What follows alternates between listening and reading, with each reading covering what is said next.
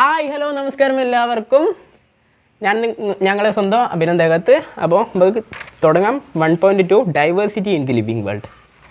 If you look around, you will see a large variety of living organisms, be potted plants, insects, birds, your pets or other animals and plants. There are also several organisms that you cannot see with your naked eye, but they are all around you. If you were to increase the area that you make observations in, the range and variety of organisms that you see would increase. Obviously, if you were to visit a dense forest, you would probably see a much greater number and kinds of living organisms in it. Each different kind of plant, animal or organism that you see represents species. The number of species that are known and described range between 1.7 to 1.8 million. These refer to biodiversity or the number and types of organisms present on Earth. We should remember here that as we explore new areas and even old ones, new organisms are continuously being identified. As stated earlier, there are millions of plants and animals in the world. We know the plants and animals in our own area by their local names. These local names would vary from place to place. Even within a country, probably you would recognize the confusion that would be created if we did not find ways and means to talk to each other to refer to the organisms we are talking about. Hence, there is a need to standardize the naming of living organisms such that a particular organism is known by the same name all over the world. This process is called nomenclature. Obviously, nomenclature or naming is the only possible when the organism is described correctly and we know to what organism the name is attached to. This identification, in order to facilitate the study, number of scientists have established procedures to assign a scientific name to each known organism. This is acceptable to biologists all over the world. For example, scientific names are based on agreed principles and criteria which are provided in International Code for Botanical Nomenclature (ICBN). You may ask, how are animals named? Animal taxonomists have evolved International Code of Zoological Nomenclature (ICZN). The scientific names ensure that each organism has only one name.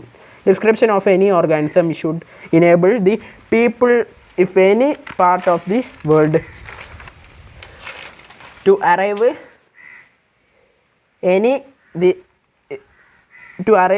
at the same time. They also ensure that such a name has not been used for any other non-organism. Biologists follow universally accepted principles to provide scientific names to non-organisms. Each name has two components, the generic name and the specific epithet. This system of providing a name with two components is called binomial nomenclature. This naming system, given by Carlos Linnaeus, is being practiced by biologists all over the world. This naming system using a two-word format was found convenient. Let us take the example of mango to understand the way of providing scientific names better. The scientific name of mango is written as Mangifera indica. Let us see how is a biological binomial name In this name, Mangifera represents the genus, while indica is a particular species or a specific epithet. Other universal rules of nomenclature are as follows. 1.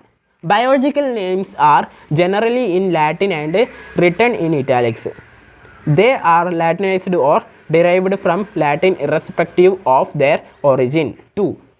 The first word in a biological name represents the genus, while the second component denotes the specific epithet. 3. Both the words in a biological name, when handwritten, are separately underlined or printed in italics to indicate their Latin origin. 4. The first word denoting the genus starting with a capital letter, while the specific epithet starts with a small letter. It can be illustrated with the example of Mangifera indica. എന്താ ആ ആയിക്കോട്ടെ. 3. Both the words in a biological name, when handwritten, are separately. 3. Both the words in a biological name, when handwritten, are separately underlined or printed in italics to indicate their Latin origin. 4. The first word denoting the genus starts with a capital letter, while the specific epithet starts with a small letter.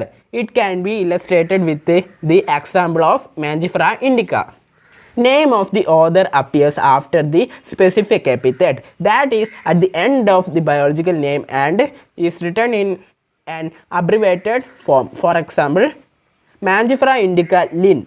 It indicates this species was first described by Linnaeus. Since it is nearly impossible to study all the living organisms, it is necessary to devise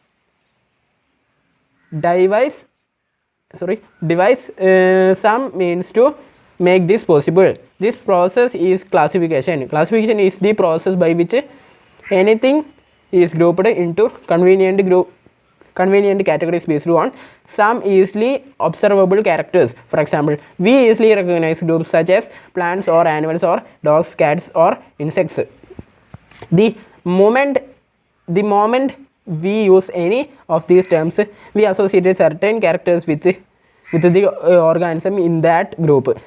What image do you see when you think of a dog? Obviously, each one of us will see dogs and not cats. Now, if we were to think of Alsatians,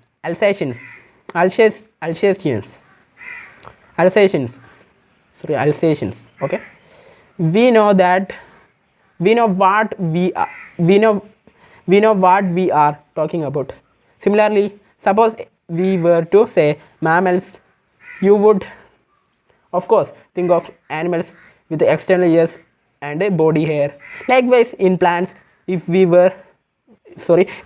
try to talk of wheat, the picture in each of our mind will be of wheat plants, not of rice or any other plant.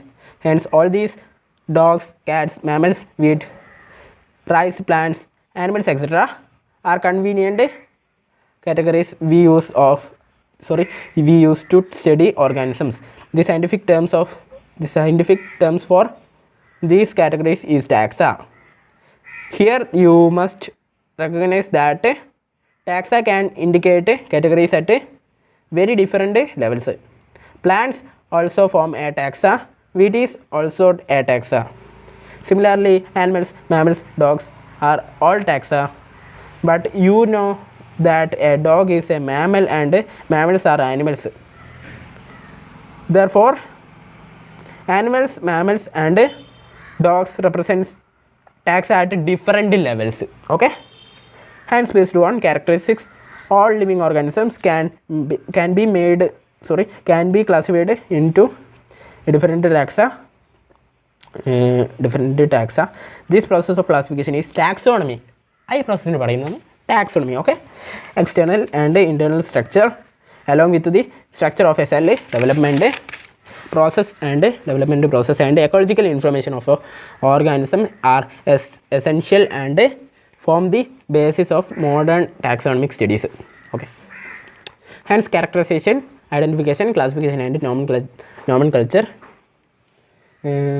are the processes that are basic to taxonomy. Taxonomy is not something new. Human beings have always been interested in knowing more and more about the various kinds of organisms, particularly